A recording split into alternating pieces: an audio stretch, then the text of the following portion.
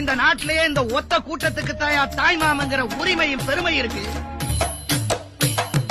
மானூத்து மந்தையில மாங்குட்டி கத்தம்மையில ஒட்டப்புள்ள பிறந்ததுன்னு பொலிகாட்டில் கூங்குயில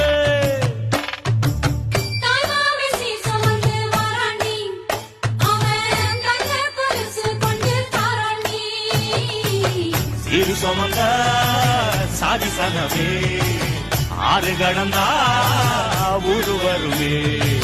சீர் சுமந்த சாதி சனமே ஆறு கடந்தா